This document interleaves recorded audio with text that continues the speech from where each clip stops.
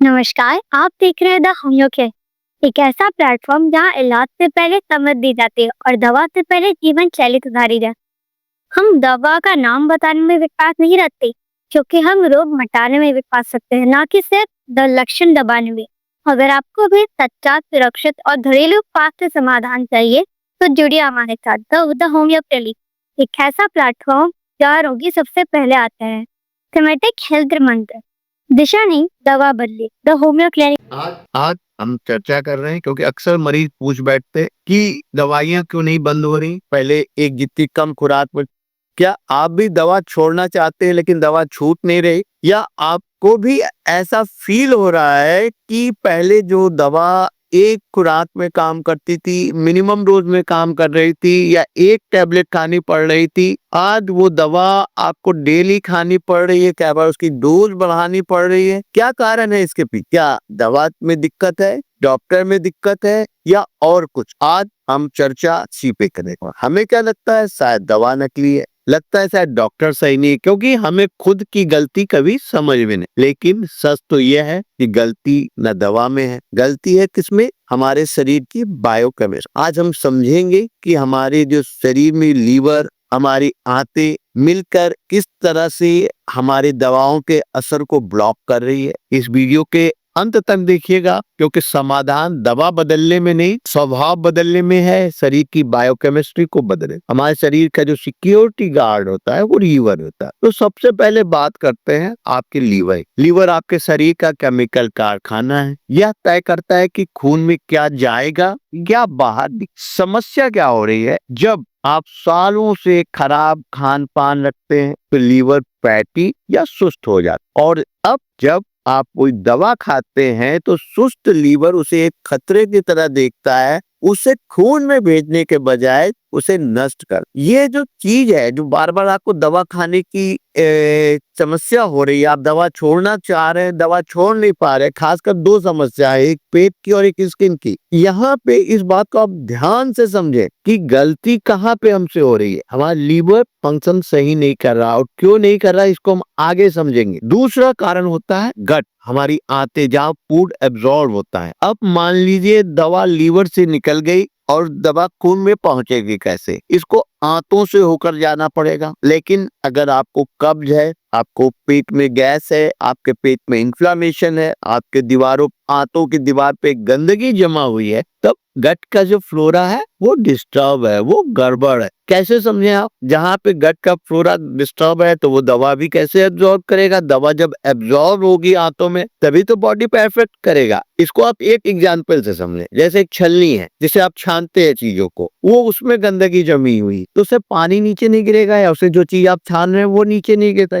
उसी तरह से हमारी आंतों का में जब गंदगी जमी है तो जो दवा की जो पावर हमें अब्जॉर्ब करनी चाहिए वो उसकी 10% ही अब्जॉर्ब हो रही है। बाकी जो चीज है वो शरीर से एज इट इज बाहर निकल जा रही है, या शरीर में रुककर वो कचरा और उसका साइड इफेक्ट पैदा कर। इसको और ढंग से समझते हैं, ये एक रिसेप्टर ब्लॉकेज, जैसे ताला और चाबी का एग्जाम्पल, जो एक तीसरा सबसे बड़ा कारण है, और इसको बहुत ध्यान से समझने की जरूरत है। तब आपको समझ में आएगा कि आखिर प्रॉब्लम कहाँ पे है। दवा हमेशा चाबी, और हमारे जो शरीर के जो सेल्स हैं वो एक ताला है, और दवा तभी काम करेगी जब वो सेल के अंदर घुसेगी। लेकिन जब सेल जो है, हमारी बॉडी के जो सेल्स हैं, उसके अंदर बहुत स्ट्रेस है, इन्फ्लामेशन है, तो यहाँ पे एक प्रॉब्लम शुरू हो। तो सेल्स के ऊपर जो ताले हैं वो जाम हो गए, जैसे बारिश के सीजन में अक्सर हो जाता है। अब चाबी या आपकी दवा कितनी भी अच्छी क्यों ना हो, वो ताला को खोल ले। इसी को डॉक्टर्स इंसेंसिटिविटी या रेजिस्टेंस कहते हैं। तो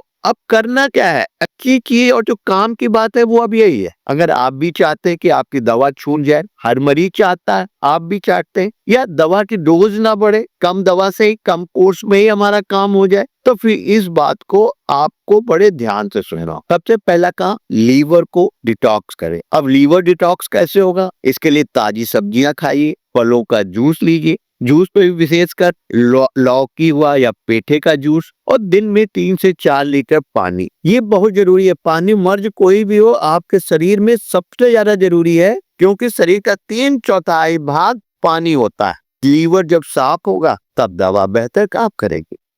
गट क्लीनिंग दूसरी चीज, अपनी डाइट में प्रोबायोटिक्स रखिए, जैसे दही हुआ, छाछ हुआ, घर का जमाया हुआ, मार्केट का नहीं।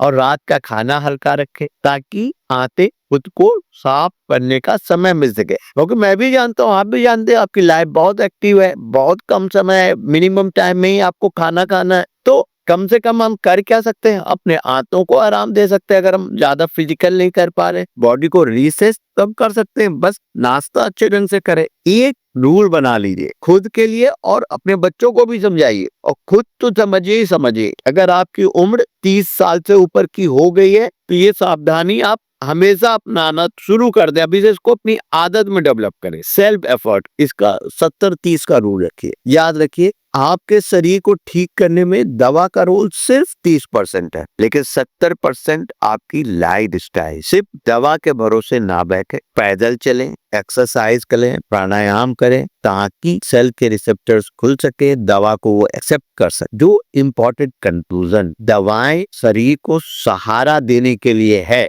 इस चीज को ध्यान रखिएगा।